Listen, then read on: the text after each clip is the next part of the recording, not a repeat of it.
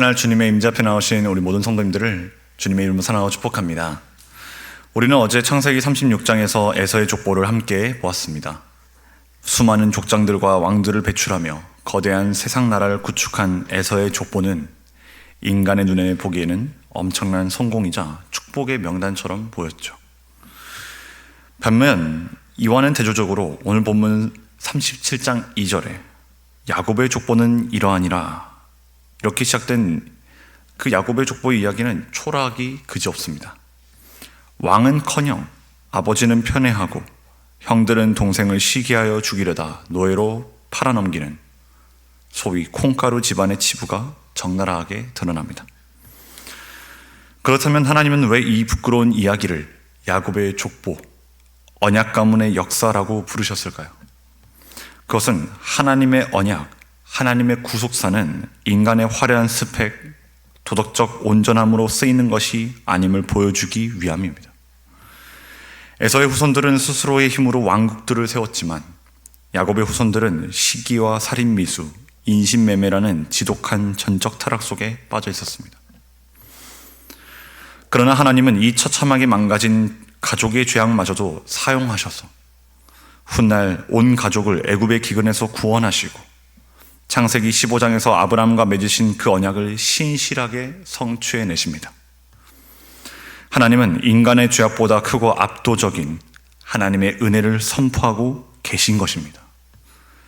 오늘 본문을 자세히 들여다보면 이 언약 가문이 왜 이토록 처참하게 무너졌는지 그 이유가 등장합니다. 사랑하는 성도 여러분, 우리 내면에 치유되지 않은 상처는 누군가에게 흉기가 될 수 있습니다. 이것은 심리나 상담에서 자주 등장하는 이야기이기도 합니다.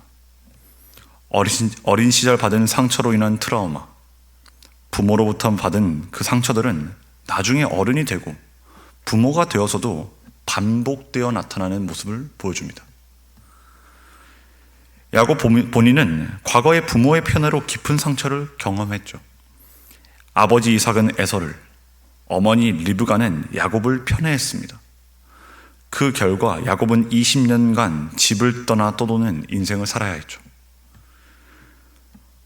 그럼에도 불구하고 부모로부터 받은 상처가 치유되지 않자 야곱은 자신이 겪었던 편애의 파괴적인 결과를 잊어버린 채 자신의 자녀들에게 동일한 죄와 상처의 패턴을 그대로 반복했습니다.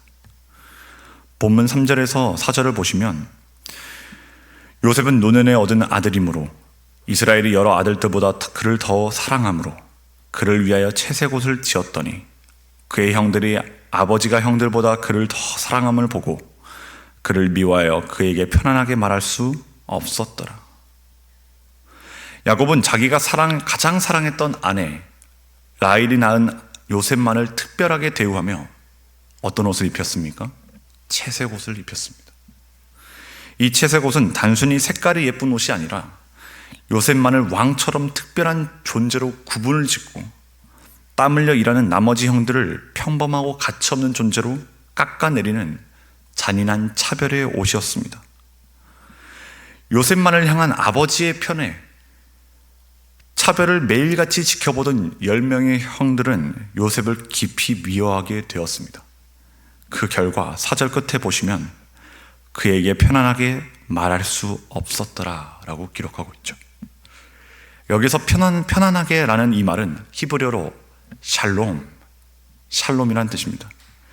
형제들 사이의 일상적인 안부조차, 그 인사조차 나눌 수 없는, 눈을 마주치는 것조차 거부할 만큼 깊은 미움이 자리 잡은 것입니다. 여러분, 미워하면 어떻습니까? 쳐다보기도 싫습니다. 자신들에게 와야 할 아버지의 사랑이 모두 요셉에게 가버렸다는 그 박탈감은 단순히 질투를 넘어서 존재적인 분노와 시기로 발전하게 된 것이죠. 세상에서 가장 사랑해야 할 가족이 서로에게 샬롬을 전할 수 없는 지옥으로 변해버린 것입니다. 이러한 형들의 억눌린 시기심은 요셉의 심장에 칼을 겨누고 생명을 빼앗을 구덩이에 던진 후에 팔아넘기는 비극적인 잔인한 비극을 우리가 함께 보게 된 것이죠. 결국 이 이기심은 요셉의 인생뿐 아니라 형들 자신의 인생도 모두 무너뜨렸습니다. 부모의 편애가 한 가정을 얼마나 무서운 얽힘과 고통 속으로 몰아넣을 수 있는지를 보여주는 본문이 바로 이 이야기입니다. 사랑하는 성도 여러분, 오늘 우리의 삶은 어떠할까요? 우리 안에 치유되지 않는 상처가 있지는 않으신지요? 누구에게도 말할 수 없는, 꺼낼 수조차 없는 그 깊은 상처가 혹시 우리 안에 있지 않은지요? 혹은 형들처럼 누군가와 끊임없이 나를 비교하면서 시기와 질투에 사로잡혀 가장 가까운 사람들에게조차 샬롬의 인사를 건네지 못하고 있지는 않으신지요? 오늘 본문은 우리 인간의 사랑이 얼마나 편협하고 이기적이며 우리의 가정이 얼마나 연약한지를 뼈아프게 보여줍니다. 하지만 놀라운 것은 이런 무너진 가정에도 하나님의 섭리가 흐르고 있다는 사실인 줄 믿습니다. 본문에 하나님이라는 단어는 등장하지 않지만 하나님은 이 가정의 배후에 신실하게 일하고 계셨습니다. 아버지 야곱이 입혀준 편애의 채색옷은 결국 형들의 손에 갈기갈기 찢겨 피로 물들여졌지만 하나님 아버지께서 우리에게 입혀주신 옷은 다릅니다. 하나님은 자격 없고 상처투성인 우리를 구원하시기 위해 당신의 가장 사랑하는 아들 독생자 예수 그리스도를 보내주셨습니다. 예수님은 요셉처럼 미움을 받고 배신을 당하시고 벌거벗겨지시고 은 30에 팔려 십자가에 달리셨습니다. 그러나 그 십자가의 희생을 통해 미움과 시기로 가득했던 우리에게 영원히 찢어지지 않는 의의 겉옷을 입혀주셨습니다. 요셉은 팔려가서 가족을 기근해서 구했지만 예수님은 십자가에 달리심으로 우리를 영원한 죄와 사망에서 구원해 내셨습니다. 여러분, 말씀 맺겠습니다. 사랑하는 성도 여러분, 예수님은 상처 입은 치유자이십니다. 상처 입은 치유자이십니다. 우리의 모든 상처를 예수님이 다 알고 계십니다. 가장 친한 사람에게조차 말할 수 없었던 그 상처를 예수님은 다 알고 계십니다. 우리의 힘으로는 내 안의 상처를 끊어낼 수 없고 미워하는 자에게 샬롬을 전할 수도 없습니다. 어떻게 이런 치유와 사랑이 가능할까요?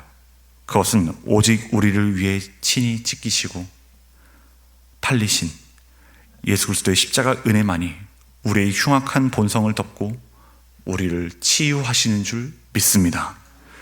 오늘 주님 안에서 내 안에 치유되지 않는 상처와 시기의 마음을 모두 다 내려놓고 나의 연약함마저도 빚으셔서 구원의 역사로 이끌어 가시는 그 신실한 하나님만 바라보길 소망합니다. 오늘 내게 주어진 이 삶의 자리에서 샬롬의 평안을 흘려보내는 거룩한 축복의 통로가 되시기를 주님의 이름으로 간절히 기도합니다.